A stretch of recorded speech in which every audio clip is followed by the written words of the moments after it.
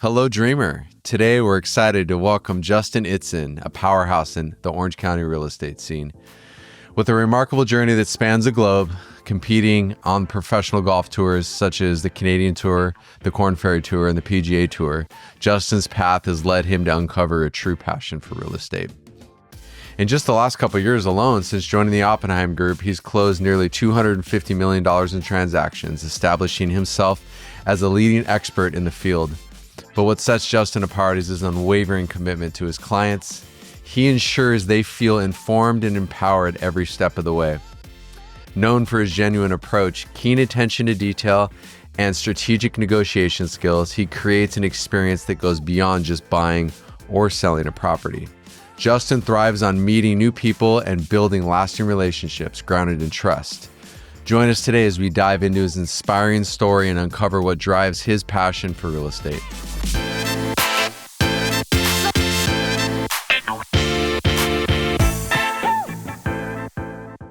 Ladies and gentlemen, our best friend here, Justin Itzen, legend in the real estate Orange County industry. Yeah, he's a legend in the people game, too. A legend in the golf. He's a legend in minds of everyone that knows him. Yeah. If you know Justin, he's left a lasting impression on you. Always for the positive in some way, shape, or form. Mr. Fun. We like to call him Mr. Fun. Yeah. Mr. Yes, the yes man. Yeah. He's down. Can't say no. Treat yourself. Yeah. Yeah. Mr. FOMO. Yeah. Well, thanks for doing this with us. This is really cool. I'm excited to be here. I'm happy for you guys, stoked for you guys, and this is exciting. Yeah. Let's get rolling. I want to start this off. Justin and I have been best friends basically since we were 13 or 14. At least. Yeah. At least. And now our friends are besties and our kids are besties. And this is pretty cool how this has come like full circle. I know. It is. Yeah. It's crazy how much we've changed since I've known you. Because I've known you, how long? 8 years? 9 years? Yep. Yeah.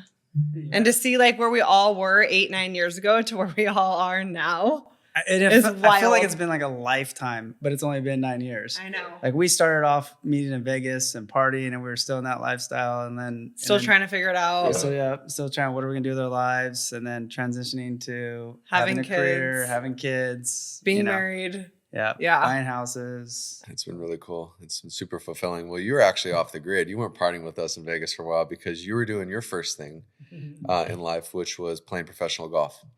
Explain that to people that may not know what that looks like and how that's kind of molded you to the person you are today. Yeah, it's something I'll never regret. I mean, obviously, I wish I would have gone to college and had fun and spent those years learning about business and life. But I ended up traveling the globe and traveling the world and learning about myself and meeting amazing people, building lifelong relationships. But I think most importantly, it really just taught me what it takes in life to be good at something, how much dedication it takes, how much hard work it takes, discipline it takes. So all that really just kind of transferred over into my second life, I call it, of, real estate. So. And I feel like the relationships that you forge along the way, because golf, I mean, and it's more global now, but it's definitely more of like a rich man sport, if you will, right? Especially the type of golf you were playing, because you're high level golfer, still are, but then you were on a whole different level as far as your ability and the people that you were around and the people that wanted to hang out with you because you were so good at golf and all the doors that opened for you. Explain how that kind of forged your path into what you're doing now, like finding real estate through golf. I think I was so lucky that as soon as I got done playing, I already had so many relationships built through golf over those years. So it was an easier transition for me to be in a sales role because I had a large network. I see so many of these new agents and that come down here, and I have meetings with them and try and help them grow, that they move from Chicago and their network's really small, and it's hard to get off the ground running quickly because their network is When you don't have a network. You don't have a network, right? You're not only trying to start and build a new business, you don't have a network now. So golf really helped me build so many relationships, keep those long-lasting relationships. So when I was done, I had that instant trust and relationship already built.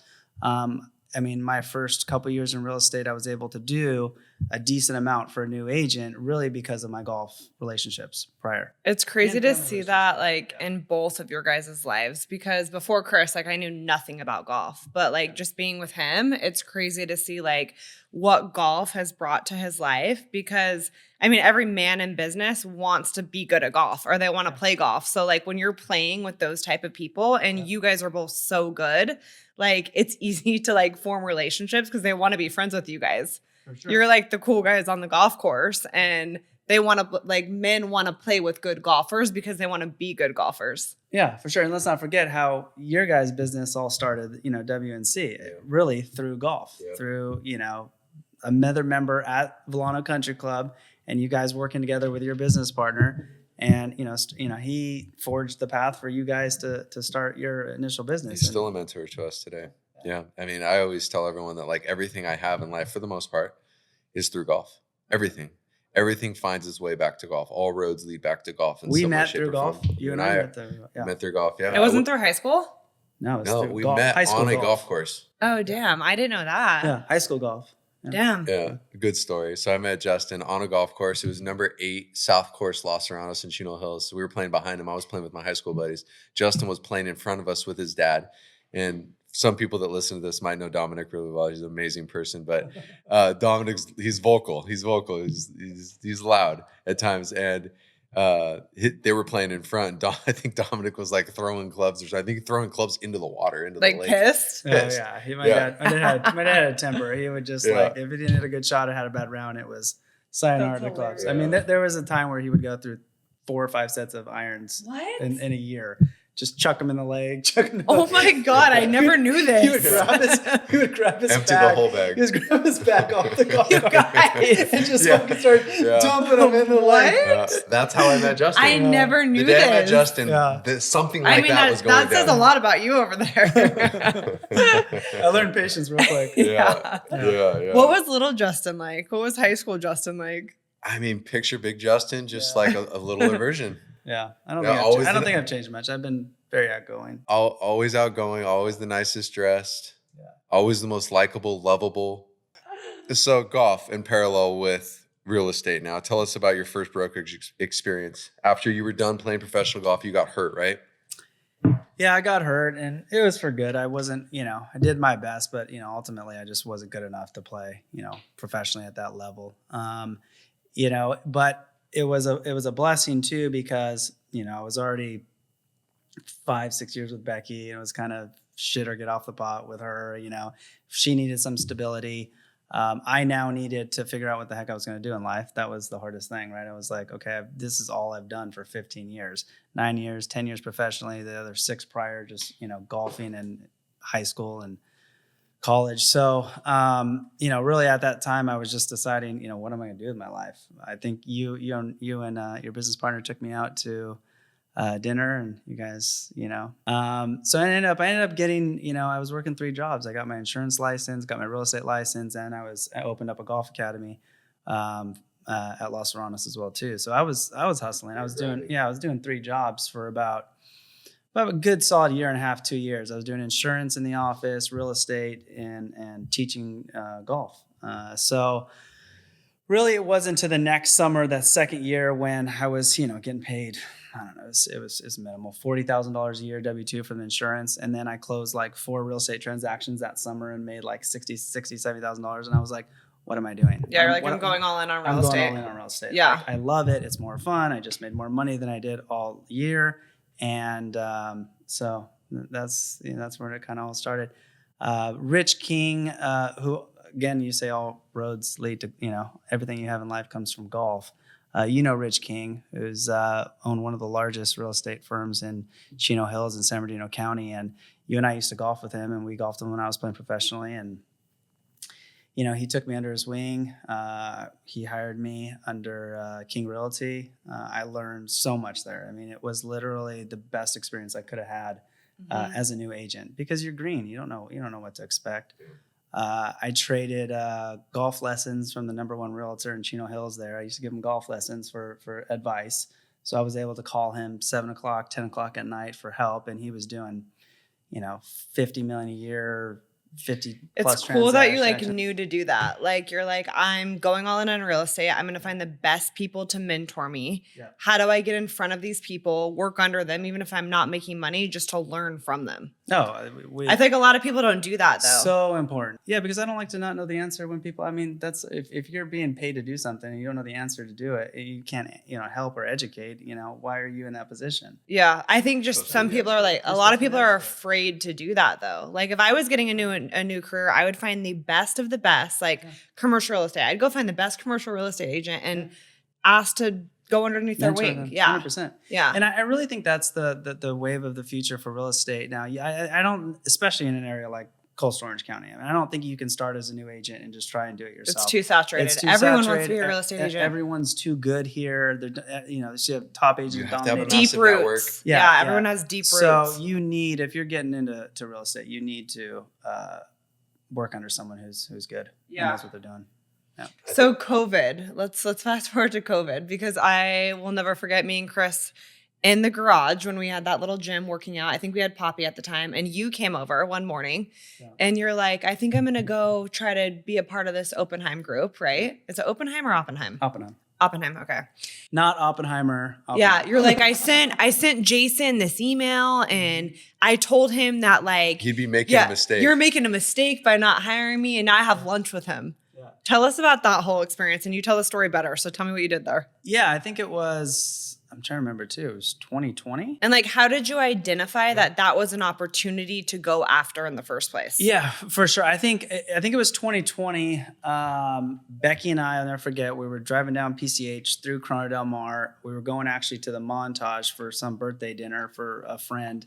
And I saw the sign go up. And I immediately, obviously everyone knows who they are from, Sign Sunset, Netflix. And I immediately thought, they're going to do good. They're going to do well. I mean, the presence they have with the shows, the location of that office is by far, I think it's the best real estate office. That building, like it's just the best. It's the best. It's the best. So, I reached out to them first. I went on their website. I found the email. I reached out to the email. I tried to see if they were hiring. They immediately, in a polite way, shut me down, said no.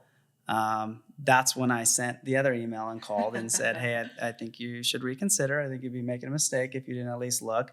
They said, okay, send us your numbers for last year. So I printed out and emailed them my production. Mm-hmm. They said, okay, I got you a meeting with Jason. So Jason ended up calling me a day later, had about a 15, 20-minute phone call with him.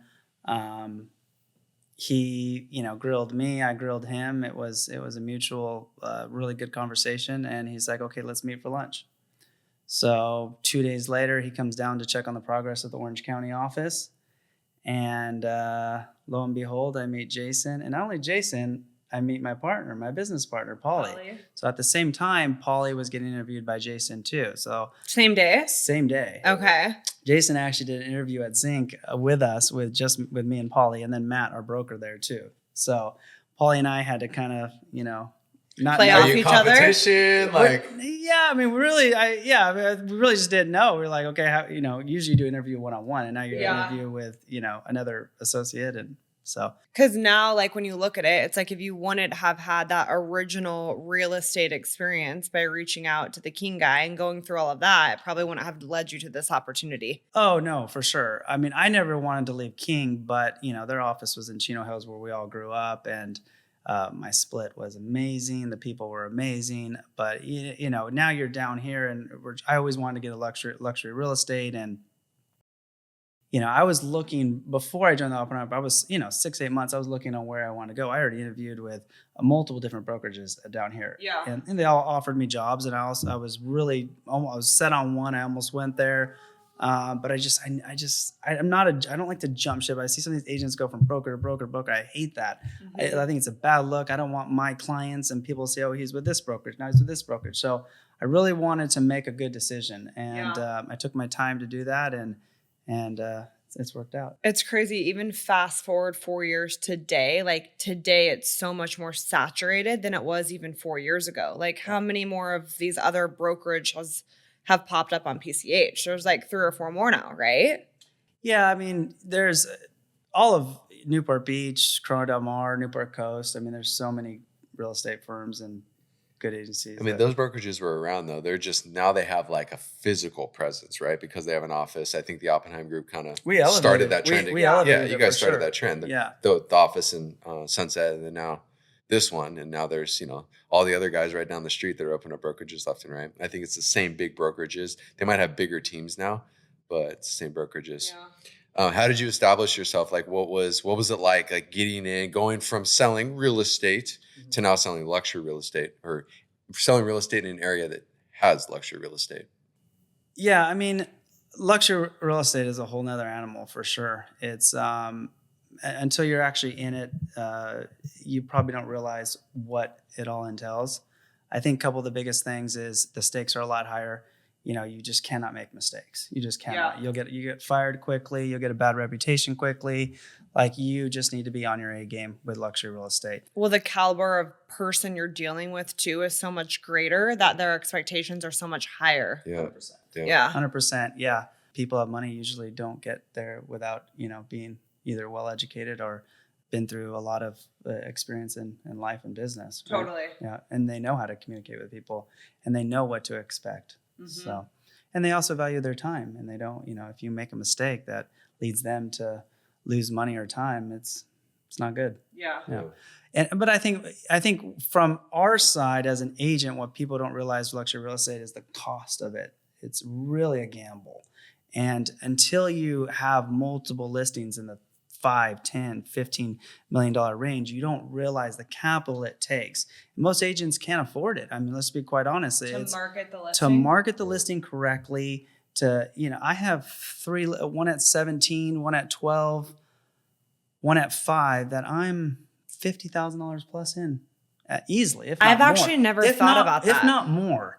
And if these properties don't sell, not only am I out not making $250,000 plus, I lose $50,000. So the swing on these type of listings is incredible. The stakes are high with it. Where if you get a listing at $1 million, it's going to sell. Yep. You're going to make your money. You're going to be out in 2-3 months. Boom, you're done. Yep. So the stakes are a lot higher with these properties. I think that's having confidence in yourself, and frankly, other people having confidence in you, because what's like the saying in real estate, you got to list or you're going to die, right? This isn't COVID where every Tom, Dick, and Harry was I'm going to do real estate, and they had all these buyers with low interest rates, and there was inventory just flying left and right. But when you're selling luxury real estate and you're listing homes for 17, 12, and $5 million, those people are finding you. And those aren't just Joe Schmo. Like, you're dealing with people that are big time here, right? Yeah, they're finding you, right? And you're listing these homes, and you got to be confident in your abilities. They got to be confident in you. Yeah. What percentage of people find you versus you finding them from doing all of this marketing? Like, do you get lucky because you guys are in PCH and Corona Del Mar and people walk in the building looking for homes? Yeah, I mean, we have the Oppenheim Group. We have a whole, our broker and Jason have a setup on, when people walk in, who it goes to. I don't want to dive too deep into that, but from our side, most of my business now is referrals. So it's either, referral from a past client, or I sell a client's home and in a luxury area, and they refer me to their friend. I've done a lot of flyering and cold calls, not me personally, but my team. Door knocking, stuff like that, but it's so hard. Yeah. It's so hard. It's just that cold. Not only it's so cold, but trying to do that on a daily basis, the grind of that, it's difficult.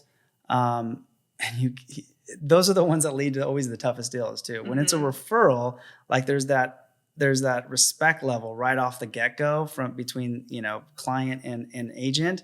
And there's a little bit of trust because it's referred. Someone referred you. Totally. You already trust them, right? You just need to kind of get over the line and you're good.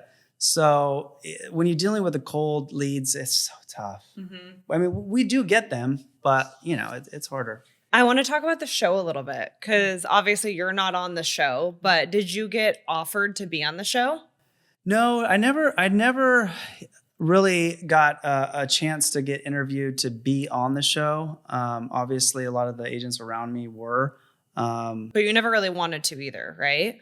I think you're always going to want to be on the show, especially for me early on. I think there was a part of me that, would like to see what it's like, because if my closest realtors and Paulie and some of my associates were getting on. So was there a jealousy factor of they're on and I'm not on? Yes, for sure. Like I think I wanted to pursue that.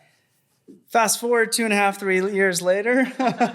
You're glad it didn't happen? I don't want to say I'm glad it didn't happen, but I think the position that I'm in right now, I'm very happy. You get to enjoy the best of both worlds, right?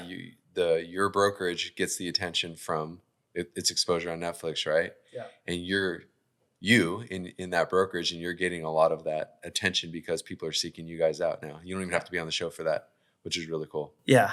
And then we have Paulie. I mean, Paulie's on the show in Austin, and Gio, Alex Hall, my closest friends at the office. So, it's and I don't think people realize how much work it takes to be on the show too. That's another thing. It's a lot of mental work. Yeah. Yeah. It's a full-time job. Yeah. It's a full-time job. I mean, it affects so many aspects of your life too. 100%. Like putting yourself out there, it's not easy. No, I mean, I filmed a couple times last year, and even I was just thinking, okay, what am I gonna wear? I gotta make sure I'm shaved.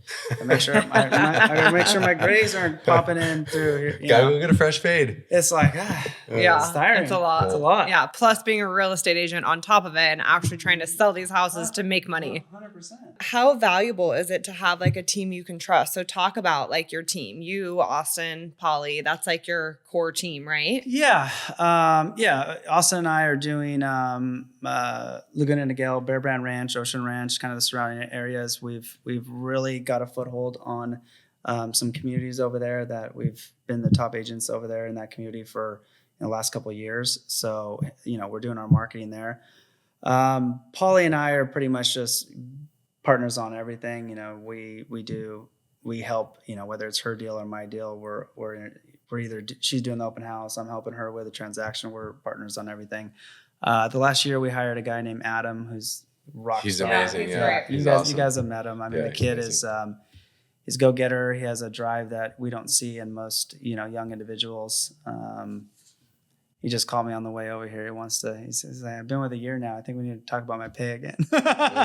Good for him. Good for him. Yeah. So, he's been doing a lot of the back end stuff as he's learning, a lot of the marketing submission forms, a lot of the preparing of the listings. He's been doing the open houses, setting the grind. Prepping, the grind stuff. Why he gets? Because he doesn't have clients. He's young right now. Totally, so but he's learning so much. He's You learning, have to do so the grind in the beginning to get to the point where you're at right now. Yeah. Yeah. Yeah. Blood, sweat, tears. Oh, with this team that you've built, how much do you rely on them on the day to day? Because I see when I'm around you, which is somewhat often, your phone's blowing up left and right. You're taking calls, texts, emails. How much do you delegate now that you have all this business? Yeah, I think I'm learning to delegate better. I think that's one thing in order for me to grow even, better than I have the last couple of years in real estate, 10 years plus now.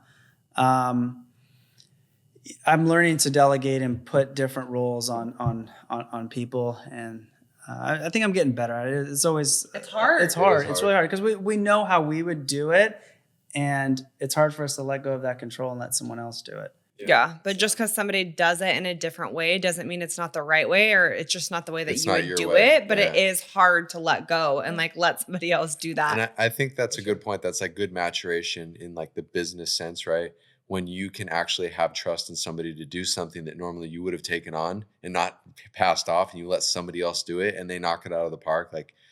That's a good feeling. Because in order for us to grow, we have to alleviate some of our things that we have on our plate to other people that we trust. So we have to trust that they're going to do it in a way, even though it's not the way that we would do it. Yeah. In order for them, but it's hard. In order for them to grow, they're going to want to feel like they're a part of it, and they have a sense of accomplishment or ownership. And I think it's just a self-fulfilling prophecy, which is really cool. Building teams, it's I don't know if it's underrated is the word, but having a team, whether it's within the household and business and actual team itself, having other people to rely on that you can trust, and that you care about is just so important, right? Yeah. Because what goes around comes around. Yeah, my first mentor, Rich King, told me, the time is the only thing you can control in this business. So where you put your time, where you spend your time is, because real estate's you're not paid hourly or W-2. So you have to select where you choose your time, whether it's mentoring, fishing for cold leads, reaching out to past clients. You have to select where you use where you delegate your time to. Yeah. I think early on, like I didn't want to build a huge team, and I was just like, spending that much time doing, helping someone grow and learning, like I wasn't about it. Later in life and now I've definitely found more of a passion for it. I think it gives me sense of purpose. It kind of, makes me feel. Well, it's exciting too. Like it's exciting teaching because we put all this time into learning all of these things, right? To learning how to be good at real estate or good at whatever it is you do. And it's like, it's fun to teach somebody else how to do that and like watch them do what you've done. Yeah. I don't know. It really is fulfilling. It's fulfilling for sure. It definitely gives like a sense of purpose. Like, cause if you can learn to do it and then you can pass it down to somebody that you care about or somebody on your team, right? That's like a lethal combination. That's really cool. So what's the biggest like misconception of being a real estate agent? Like, do people think that they're just going to come in and sell houses and make money from day one? 100%. I mean, we always see these funny memes, like every agent thinks they're, selling sunset, like driving nice cars, dressing flashy, going to lunch every day. But at the end of the day, like people don't realize that you're starting a new business. And just like any new business, you've done so many, you guys have both started your own business, multiple businesses. There's a grind aspect to it and there's a discipline aspect for it. And you have to learn to run a business. Most real estate agents have no business acumen. Like they don't know what it takes to run a business, how to keep bookkeeping, how to keep your numbers, how to grow. Like they just have no idea. So I think one of the biggest things, the hardest things for new agents is learning like how to run a business in real estate. It's a business. Yeah. So what advice would you give to these new real estate agents?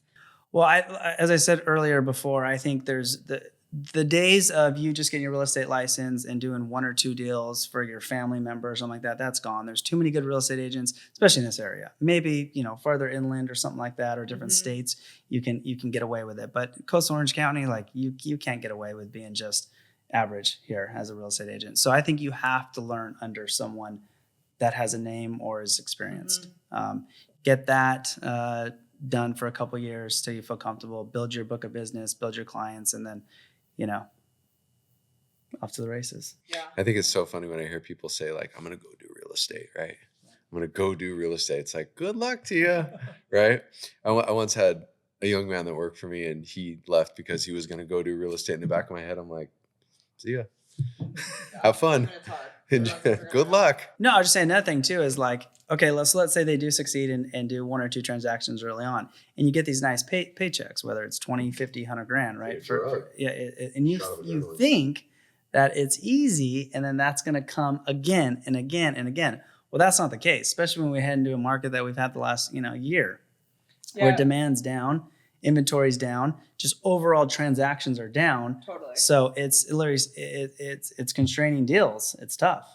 I think it's hard for a lot of people too, because there are big ebbs and flows in the business. Like one year you may do amazing and the next year you may not do as well. So that's probably hard for people to adjust to too, because it's like you're not just getting a paycheck. Like you get commission off the houses that you sell. And when the market sucks, you're not making any money. Anything. Yeah. And to top that, and also remember, you're still spending money. You're not making that full thing. Your marketing dollars, you're growing your business. Like you're still spending money, right?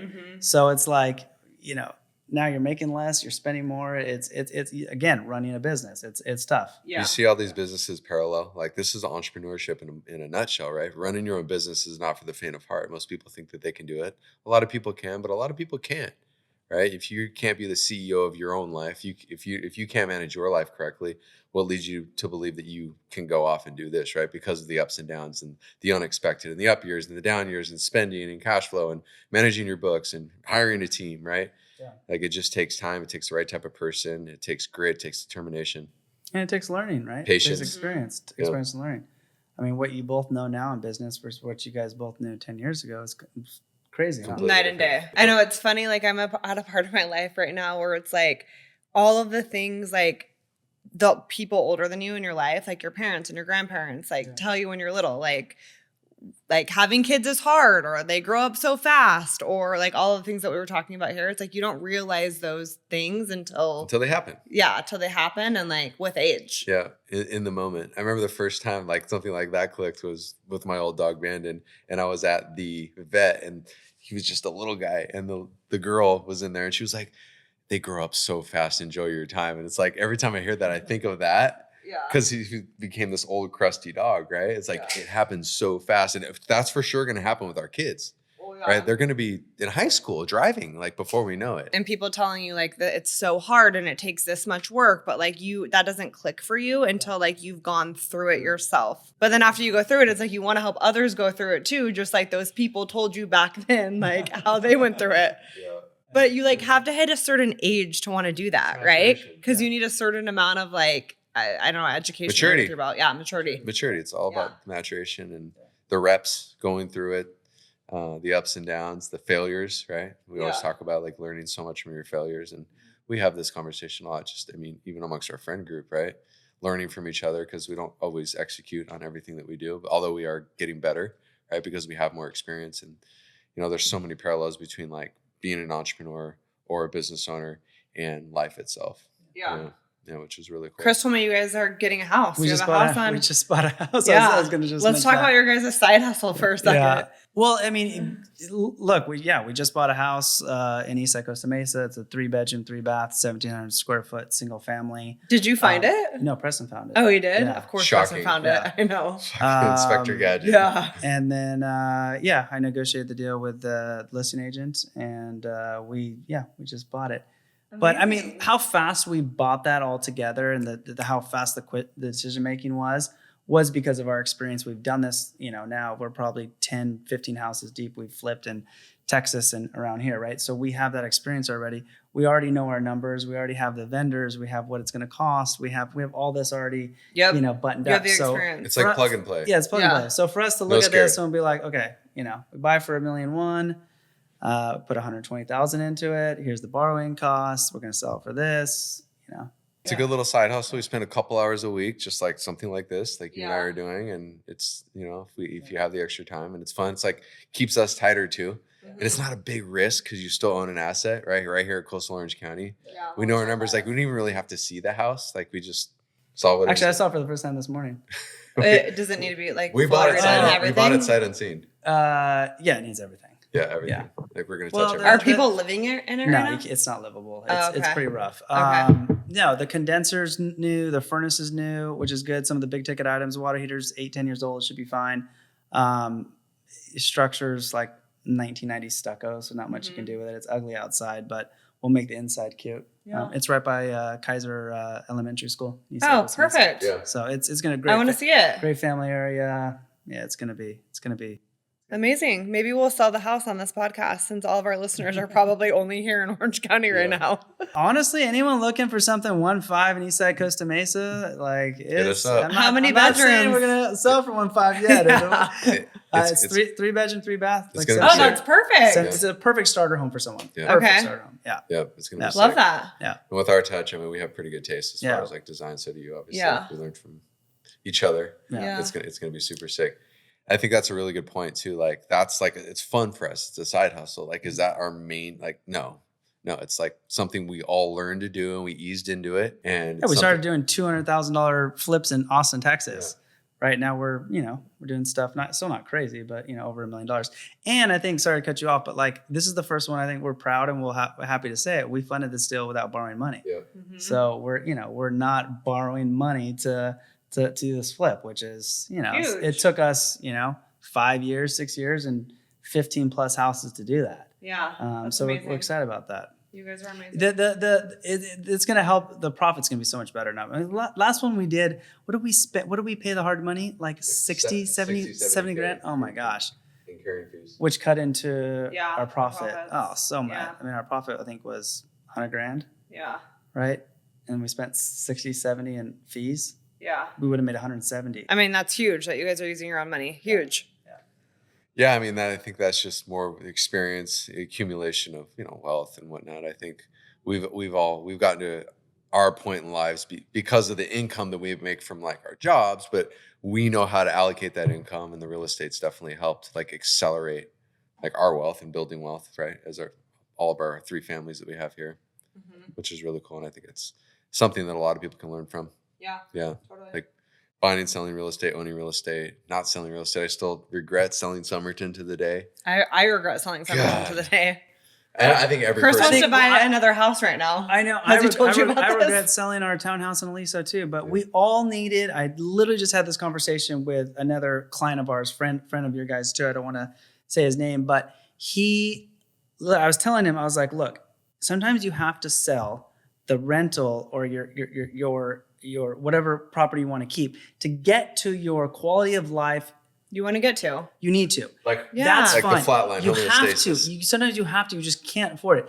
Then once you have your quality of life, single family that's appropriate for your kids and size and enough space, then you can start accumulating the assets, right? Yep. And not selling them. So you guys had to sell Somerton because you were buying an expensive house to fund it, right? And Becky and I had to sell the Liso house, condo that I wish to this day we would have kept too, but we needed that money to move to our East Side Costa Mesa house. Yeah. So, So I regret it, but I don't.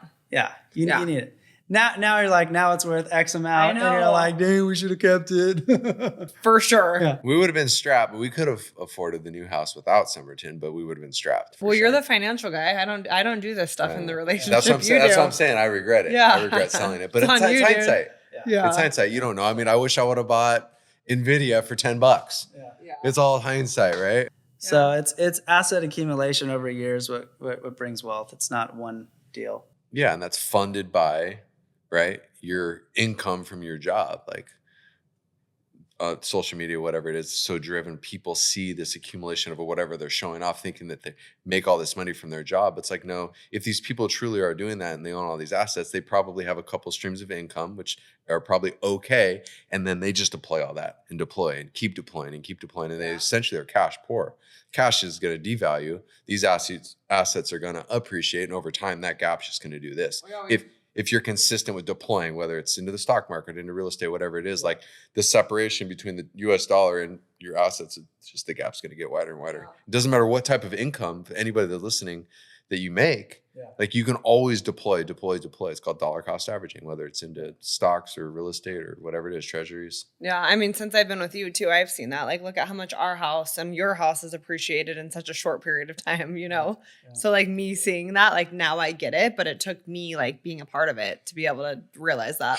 Since we bought our houses, though, it's also been an anomaly just because the dollar has been devalued so much, which has pumped asset prices, right? It's just, it's self-fulfilling prophecy. So what's your one piece of advice you'd give to future real estate agents to find a good mentor? I would say nowadays, find someone that you jive with, you're like-minded individual, someone you see yourself hanging out with, learning from, growing with, and work under him or her.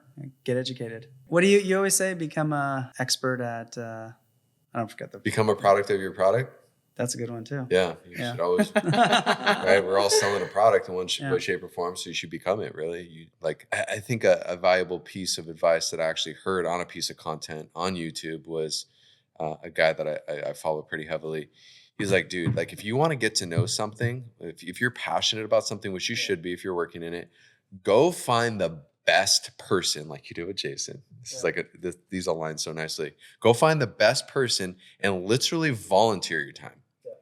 And eventually that'll turn into, if they take you in, them paying you for your time. And then eventually you're going to become a part of their team. And then you're just going to get wound into that the right way, rather than you going to somebody interviewing for a job where you feel like you're owed a certain amount of money for your time or whatever. Like if you're passionate about something, go find the best person and go volunteer your time. I couldn't have said that any better. If somebody came to me and they volunteered their time and they showed me that they were an asset, like I would hire them in a heartbeat. Yeah. You could almost get any job you want as long as you go to the person that you want to be like, work underneath them, show them the value, like you buy yourself a job essentially. But people don't have the balls to do that. That's like hard for people to do. Yeah, or their mindset's not there too. They, like he said, they think they're owed something, or they think I should get paid for this, or they're it's the world we live in. Yeah. It's so sad. Hire me. I deserve to make this, even though I have no experience. Like I tell you guys this all the time. I was just talking to Preston about this the other day. Like younger generation, I would say 20, I don't know, whatever, the mid 20s, younger 20s is like, there's exceptions, right? But they're because they grew up, all they know is social media. They don't know any difference. So it's not their fault. So all they know is social media. They know the highlight reels. They know what people show off.